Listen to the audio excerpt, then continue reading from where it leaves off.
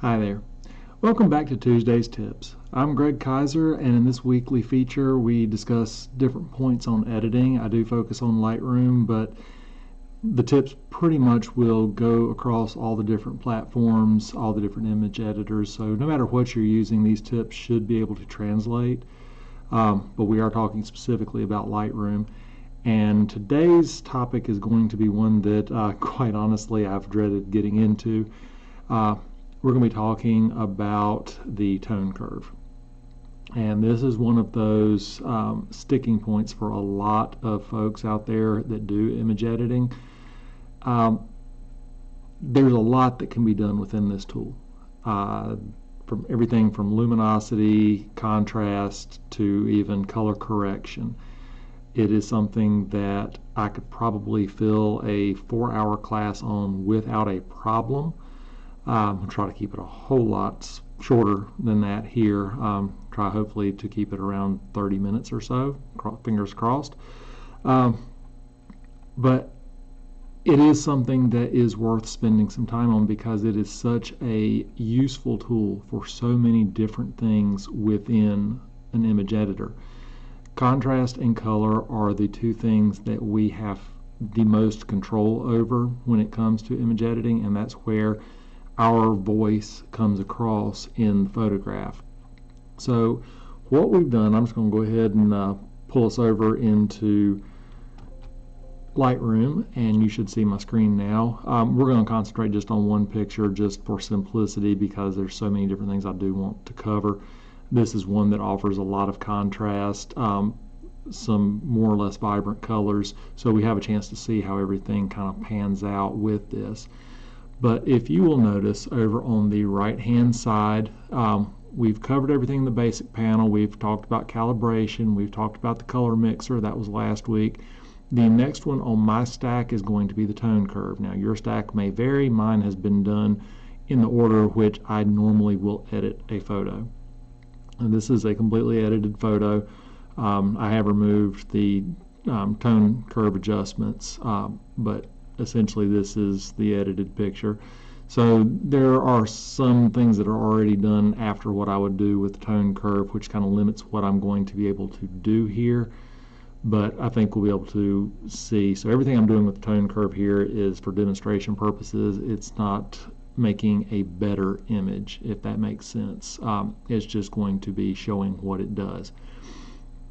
So when you open up the tone curve over here, you're going to see our little point adjustment tool here, targeted adjustment tool, or color picker like I like to call it. That's the first thing here. We're going to have adjust. If there's any adjustments made in the tone curve, if you want to, just double click, and that's going to bring it back to this straight line. Now these things right here up at the top, these toggle through the different variations of what you can do with the tone curve. This first one, as you see, is the parametric curve. It's got this same histogram here, and you'll see the same basic histogram, that bell curve with the dark tones here, the light tones here, and you see the spread of tones here in this dark arch. The line that goes through is the current relationship. That is the input and output, so the tonal values that have come in from the actual photograph versus how you are adjusting them. We're going to talk about that in a little bit. But down here at the bottom on the parametric, it shows the different regions: highlights, lights, darks, and shadows. Now we've talked about these in other avenues doing these tips, but the highlights, you'll see, is that upper end of that tone curve all the way to the upper right. The lights kind of aren't as specific to the upper right, they are more the right half. Darks, kind of the bottom half. The shadows, the extreme left or bottom part of that line. So that shows you what's being adjusted in all those. You can also adjust where the division points happen, and we're going to talk about that, but I'm not going to get into the details just yet. The second option here is going to be the point curve. This is the one where you have absolute total control. We don't have the different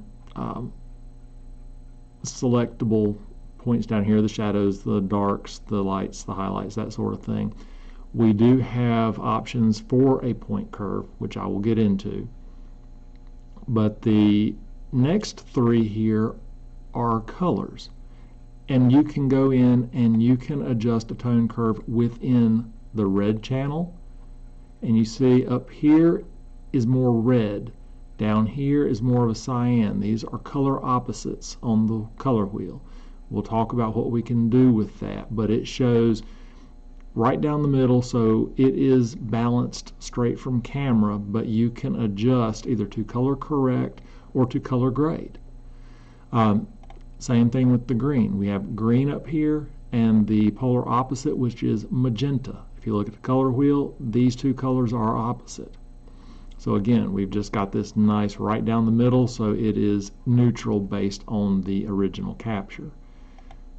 Blue channel, blue, and that polar opposite of yellow.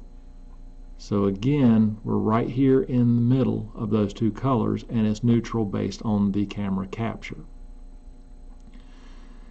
So this is where this whole histogram comes in, and you will see, let me get it back on the luminosity. So you'll see the histogram here, this bell curve. It is a squinched up version of this same histogram here. This shows you where the tonal values lay in this scene. Now I've already done a lot of editing to this. I've set a black point, I've set a white point, and that's why the histogram looks so good. It was not quite this good when I originally shot it. There was a lot that had to be done with the tones to work it out to get it to this point. But this is the histogram that we are looking at. This is the line of input and output. And you'll see this down here, Refine Sat. This is a new feature in the tone curve because anytime you adjust contrast, you are going to adjust the saturation of the colors. The more contrast you build in, the more your colors are going to saturate. So they added this right here so you can drop the saturation in the areas that were specifically affected by the tone curve. Honestly, I don't use this feature a lot. I have occasionally. It's a very subtle change, and it's one I'm glad they did, but usually I will deal with colors separately outside of the tone curve. But again, this is such a useful tool all in of itself that you can do so much with an image just through the tone curve. Now below the Refine Saturation, we have input and output. Right now, since my cursor is nowhere except just on this dialog box, there's no numbers here. Go on the screen, there's nothing there. But when you come over here and you're on this line, where you have found a place in this grid, you see the different numbers here beside input and output, and if I click, that brightens them up. So what this means is down here on the dark end, this is where our input is 0. 0 is black. And up here, 255, that is absolute white. So at the ends, we have input of 255 and output of 255. That is total white. Everything that's coming into this picture that's white is here and down here. Everything that is black at 0 coming into this picture is 0 coming out. Now we can adjust that. So I'm going to show you how that happens. But the idea is the input is going to be, say, 29. You can make that same input 39 or 35, which is slightly brighter. But input is where we started, and it's going to be along this axis right here. So I'm sorry, input is along the bottom axis. And you don't have to get too tied up in this, honestly. There's just a few times that you might want to be very, very precise. But as you go up, on this axis, that changes your output. Same thing down. And as you go left and right, that changes the input value.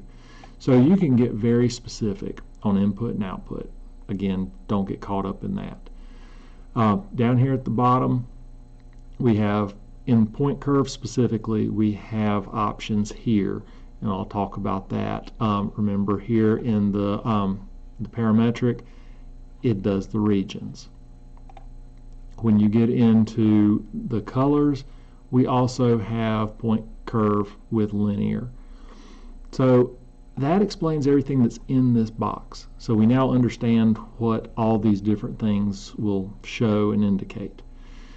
So what we're going to do, when you open Lightroom up for the first time and you go to the tone curve adjustment for the first time, this is how it's going to look. It will default to this parametric. I personally don't like it, but it is designed kind of as tone curves with training wheels in a way. And you can start off by just looking at these sliders and say, for instance, in this image, I'm wanting to increase the contrast. So I want to make the lights a little bit lighter. So I drag them over to the right and see I'm now at plus 13. I've added intensity, not intensity, but I've added luminosity to that. And you'll see up here in this tone curve, this area that is lights, that what used to be a straight line has moved off of that line. And I'm going to do it way, way up here so you can see. You still see that straight line coming down in the middle, but you see where the white line has now gone. And that shows where the lights have been increased. Obviously, I've gone overboard here on this image, but I wanted you to see the dark line that shows that baseline so you can see where you are in relation to that input-output being the same. So we've taken the input amount for lights and we have brightened it, say plus 20. Now we're adding contrast, so we want to make the darks a little bit darker. So we can drag those down about the same, make them a little bit darker, negative 22. And it's hard to see up here, but that black line is still straight, but the white line curves down and then goes up and over. So we have what's referred to as an S curve because it looks like a really shallow S. Now we can go in with the shadows, which are darker than darks, and we can make those even darker. We don't want to do a lot with those because as you see with the histogram, it's dropping that curve quite a bit, but it's adding a lot of contrast. Same thing, we can make the highlights a little bit brighter, and you see that S curve is now more pronounced. The same thing can be done if we want to remove contrast. We can bring the lights down a little bit. We can bring the darks up a little bit. And you see right there, we've now essentially washed the picture out. It doesn't have the same contrast. But we can bring the shadows down and bring the highlights up. So looking at this curve, and I'm just going to go ahead and it's going to make for an ugly picture, I know, but I want to show what we're doing here. Where this line is steepest is going to be the most contrast because we have a lot of change from the dark areas to the midtones. Where it levels out, there is a less steep curve, so there's less contrast. The tones here on the left side of the midtones and the right side of the midtones are not that much different. We've got a point here, we've got a point here. There's not a lot of change over the distance, but then that curve steepens up and you get more contrast up here. So we have reduced contrast in the midtones and increased contrast in the shadows and highlights. Now, because we have reduced contrast in the midtones, you can see down here in the grass we've lost a lot of detail. Lost a lot of detail in the side of the house here. So this is not an ideal way of doing things, See, we've got really deep blacks here, but then not a lot of extra contrast in the texture of the wood. The trees in the background look odd as well. So that's not something that I would recommend. But again, I just went ahead and did this so you could see the differences. Now these points here tell Lightroom where you want that division to be. And I can move those darks further to the left, which puts them in the darker areas, extends the midtones. Same thing with the highlights. I can extend that. Now you see in the area here in the middle of the tone curve, we've stretched that out so there's less contrast over a larger area, but even more contrast now on the ends. So that's not ideal. Again, you normally want to increase the lights a little bit, decrease the darks a little bit, maybe give just a little bit of body to the shadows, a little bit of punch to the highlights. And you can kind of adjust this, and it's subtle. You can kind of see it in the picture. You can see it more in the histogram up at the top with what you're doing. But I found that doing it this way, you're kind of playing catch up and guess with what Lightroom is wanting to do, and then you end up making a mess like I have here. So we're going to zero that out. That's just the parametric. That's the introductory tone curve. That's kind of the one with training wheels. After you kind of understand contrast, I recommend that you come in and actually do the point curve, because there's so many more things that you can do with that. And if you want point curve with training wheels, you come down here to where it says point curve, linear, click on the arrows, and you can do the medium contrast, and you'll see that it automatically puts points within that curve. We have dragged down the left side, which, as you'll remember from the other one, is the darks and shadows. That left half is darks and shadows, so we brought those down slightly. The midpoint has stayed the same, and then we've raised the highlights just a little bit. And that's for medium contrast. So that shows you what is happening there. We might decide that's not enough. We want to do strong contrast. We can click that, and we see we've added more contrast into the picture here. And we've done that by dropping these two down a little bit further, raising this one a little bit further, but still keeping that mid-tone right here. Now this spot that's right here in the middle has not changed. If you look beside input and output, they are essentially the same. Okay, so that's locked in as an anchor, just establishing mid-tones were correct. We just wanted to bring the darks down a little bit and the brights up a little bit. So that's strong contrast. But again, we're going with what Lightroom says, but we can go in and we can adjust as we like. So again, if you're just kind of getting used to this, this might be a way to go. You can find something that's close, but you see now instead of strong, this is saying custom. And you can save it if you want. I don't recommend saving a tone curve because you're going to do it different for each picture. But let's go back to linear, and I'm going to show you a couple things. This is why I like the linear tone curve. We've talked about setting a white and a black point before up in the basic tab, and just for conversation's sake, white point, black point are done here. And I'm going to go ahead and zero out the black and white just so we have a little bit of room to work with. So I'm going to come back down to the tone curve. And if you go and you click up here on the histogram, that left arrow, that's going to show the clipping points for the shadows. Now I've got some points right here in this bush, little blue dots here. That's showing the clipping in the black channel. So that's absolutely black. Going up to the highlights, nothing is clipping in the highlights except, well, there's a little bit of red here on the roof, but nothing major.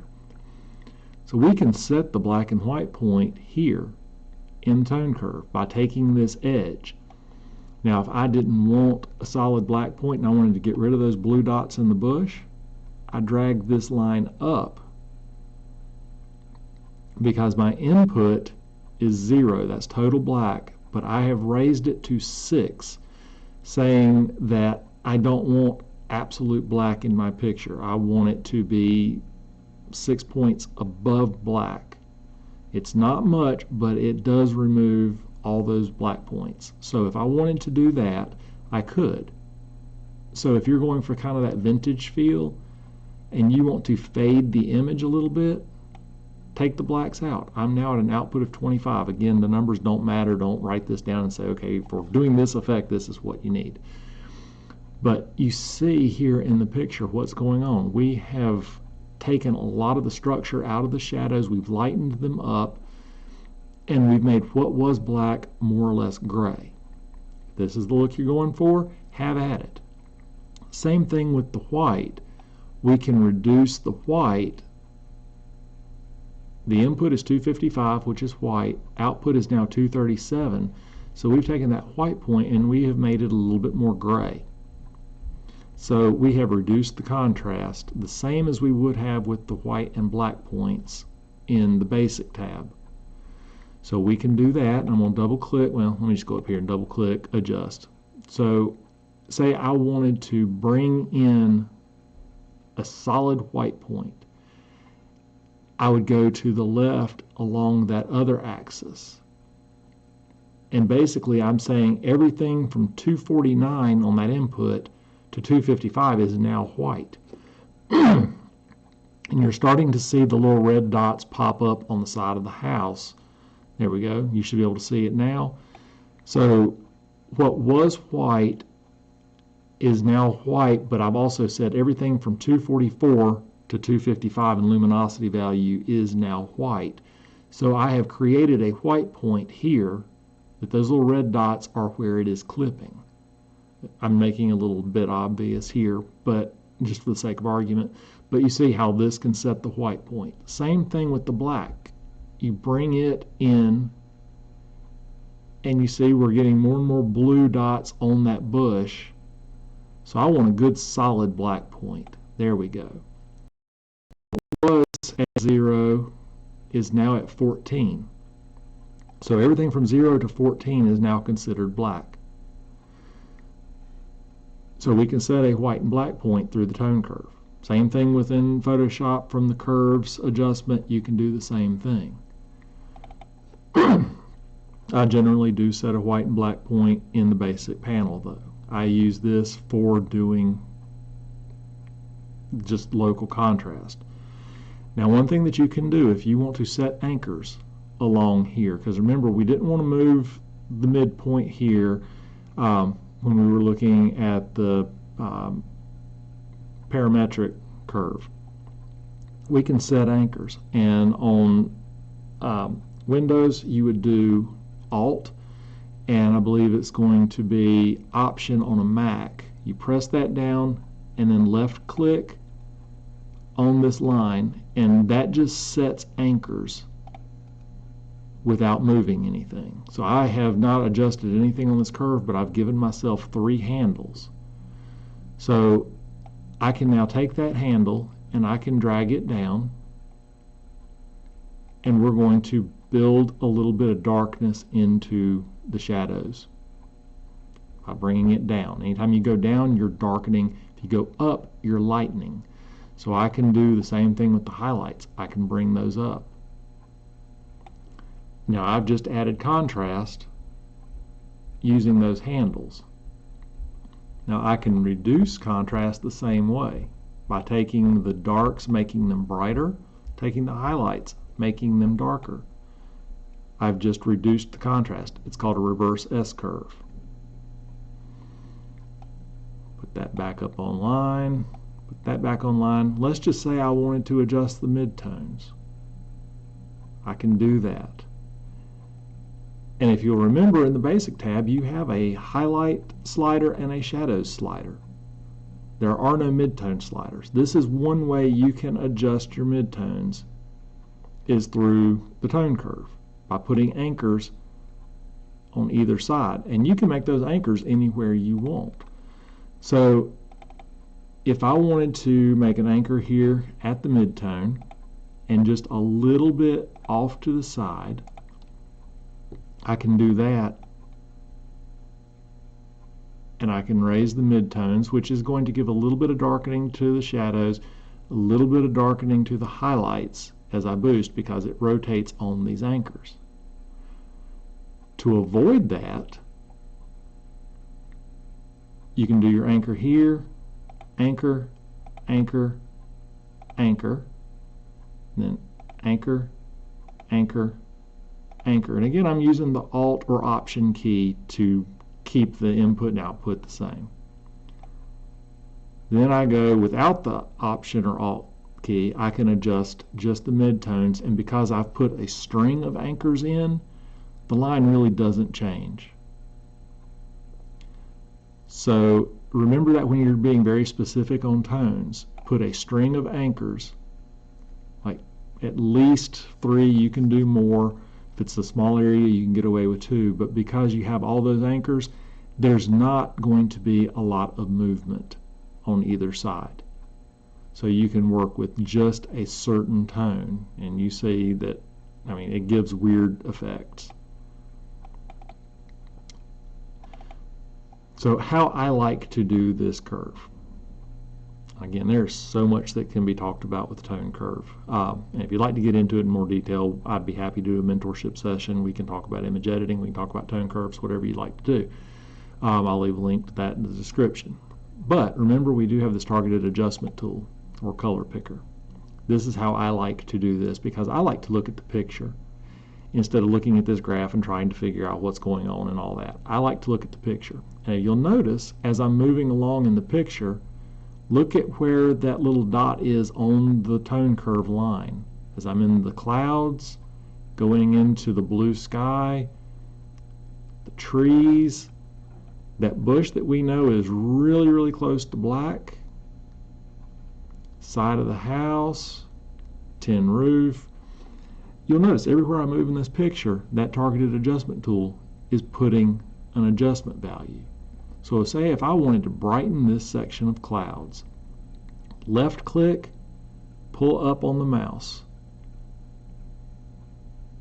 and lo and behold, look what's happening to my tone curve. I can adjust this however I want from within the picture, and say I like the clouds there, but now everything else is a little bit too bright. So I want to make more contrast between the white clouds and the blue sky. So now I'm down here, and you notice I've got a different handle on that tone curve line. Left click, pull that down a little bit. And there, that's starting to look good. So let's look and see where this wall is. Okay, it's a little bit darker than what the blue was in the sky, and I want to make it even darker. So I'm going to bring that down just a little bit. Okay. That's pushed my blacks to be a little bit deep. So I'm going to come down here and I want to raise the blacks just a smidge. And again, this is not a finished picture by any stretch at this point. I'm just showing what we can do with the tone curve. And I'm doing things a little bit more than I would normally, so you see the difference. So we've now got this tone curve where the darker tones are brightened a little bit. We've got a lot of contrast here in the mid-tones, a little bit less in the brighter areas, but the brights have been made brighter. And if you ever want to see what the before and after is, remember this little eyeball. Left click on that. That shows you what we started with. That shows you what the tone curve has created. So you can do a lot of different things here. Let's go ahead and make for a 0 tone curve. There's a simple up curve, which just kind of brightens the image. And just pick something somewhere in the middle and drag it up. And that will brighten an image without affecting your white point and black point. Same thing, you can darken the image. So that would be a down curve. And you're darkening without affecting the black point or the white point. You can take this, move that handle over here, and you can make it to where there is less contrast in the blacks and in the darks, more contrast in the whites and the lights. Now, of course, you're going to darken everything else by pulling it down like that, but there's some pictures that this kind of curve works on. So there's so many different things that you can do with this. And if you want to get real crazy, remember how I said that this takes the black point and it makes it brighter? Well, you can carry that through and make all of that white. I'm going to take these little clipping warnings off. So we've taken the black point, we've made it a white point. Now we can take the white point and we can make it a black point. Basically, we have a color negative at this point, which is kind of interesting. So by flipping that, you end up with that color negative. You can also work it the same way. You can add contrast to that. So if you're doing an artistic rendering of something in color, it doesn't necessarily matter, and you're wanting to go with something striking, go for something like this. And just for the sake of argument, let's move this to black and white, and I'm going to show you something else that we can do. Go back down the tone curve. Same thing, because again, this is going to be tonal relationships. So again, we can lighten the dark areas, we can darken the dark areas, we can brighten the lighter areas. All the same things apply, black and white or color. But when you do a negative, you get a black and white negative. So this could be something else that you have access to if you have an interesting picture. It makes the sky really dark and a dark tree really bright. If you had an image of this tree and you wanted to go with something kind of interesting, abstract, black and white, you can reverse it. So remember that that's always going to be an option, that you can do that. We're going to go back. I just hit auto by mistake. I'm still not used to switching things up here in this panel because I don't use these buttons at all. So we're going to undo black and white. We're back to color. It's changed the edit slightly, but that's okay. It doesn't matter because we're still working on the tone curve. So we've covered the point curve and what can be done, but what about going into these color channels? Again, we have red, green, and blue, and it might sound familiar because it's RGB. The colors that we deal with are based in RGB colors. So that's why we have these to deal with, because we have the red, we have the green, and we have the blue, but we also have those polar opposites on the color wheel: yellow, magenta, and cyan. So when we're looking at this picture, we can decide that, okay, there's a little bit too much blue in this picture, and I want to bring a little bit more yellow into it to balance it. So I just take a midpoint on this and I drag it down. And it's almost along the lines of warming the picture with the color temperature. I bring more yellow in, that's what we look like. If we go up here, bring more blue in, we've kind of cooled the picture down. Now what happens if we want to see more blue in the sky, more yellow or warmer tones down here? Take that targeted adjustment tool, the color picker, and find a point up here in the sky that you want to be a little bluer. And you see we've now got a handle on the right hand side, and the histogram is now changed. It shows the division between, these are the blue tones in the darker areas of the picture, and these are the blue tones in the brighter areas of the picture. Again, the histogram is always going to be based on dark and light. So when we go over here in the sky, that's going to be kind of the brighter blues. So we want to make those even bluer. So we drag that up. And you see how it's made the picture very blue, very cool. But now the ground is too cool. So we're going to come down here in the darker areas. And you see where the handle is. It's now in that left hump in the histogram. So that's in the darker areas. So we drag that back down, and we can now warm that up. So essentially, what I've done, instead of taking the color temperature slider and doing globally the whole thing, I have said I want the darker tones to be warmer, the brighter tones to be cooler. So it's a form of color grading, and it's something that can be done very effectively in here. So let's move to the greens, and let's just say I want a little more magenta in the sky, but I like where the greens are down here. Remember, green and magenta are opposites. So I'm going to go get that targeted adjustment tool. I already had it, I just put it down. So I went and got my targeted adjustment tool, and down here in the grass I want to make an anchor. So I've left clicked with that targeted adjustment tool, and you see I now have an anchor over here. And let's go into a darker area. I want to anchor that. So all of these tones I want to keep where they are.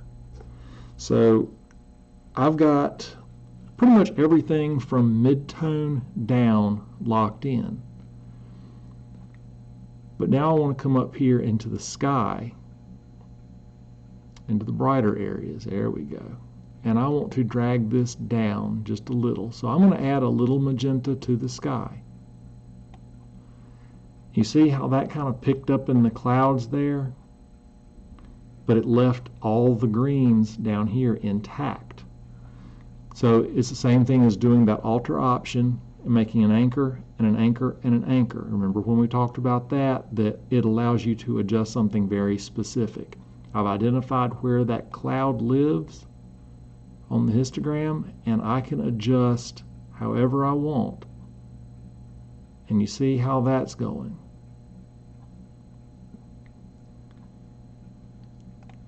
Okay?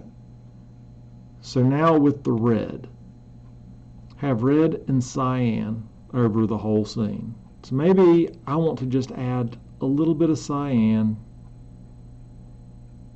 just to kind of balance things out. Again, this is just for conversation. This isn't because this is how I want to edit this picture. But you see how it takes everything in the picture and kind of gives that cyan tint to it. Same thing if I wanted to bring in more reds, I could.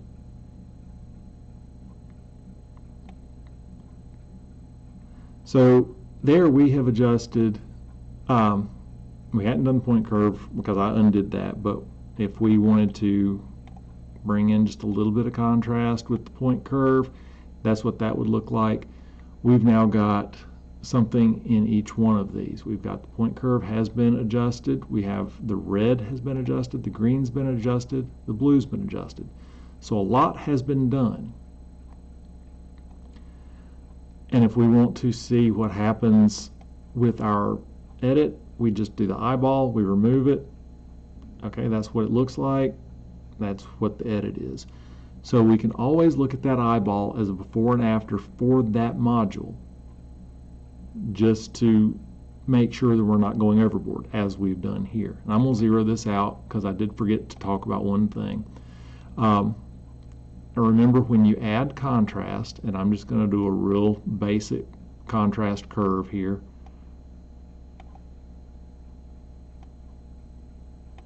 Okay, so I've got an S-curve with a lot of contrast added in. We'll do the eyeball, and you notice how the colors have kind of gotten richer, the blues and greens specifically. So this is where this refined saturation comes in. It defaults to 100, so there are no changes in the saturation based on contrast adjustment. What we do is, if we don't like where the saturation is, we can back that down. If we go all the way here, you see it kind of washes the greens and the blues out, the yellows. If we go all the way back up, See, it just brings a little bit more punch. This is a very subtle change, but it's one that it will adjust what has been adjusted by that tone curve, and any saturation that has been increased, it will bring that back out. So that's worth knowing about. If your adjustment, you like the contrast, but the saturation is off, you can adjust that with the Refine Sat. So I think we've covered everything with the tone curve. And something that I want to share with you, this is a recent update with Lightroom. The tone curve is now available as a local adjustment. So you can say, select the sky, or select the subject, or do a radial filter, and you can adjust the contrast. You can adjust the RGB channels as far as color balance, color grading. All of those things can be adjusted locally now, which I think is a huge deal in Lightroom. It actually debuted in Photoshop first, and then the subsequent update to Lightroom had that same adjustment, and that is one of my favorite adjustments to do. It works fantastically well for a sunset sky. Without getting into adjustments, let's just look at what happens with the sky. If we add red, add some magenta, warm it down,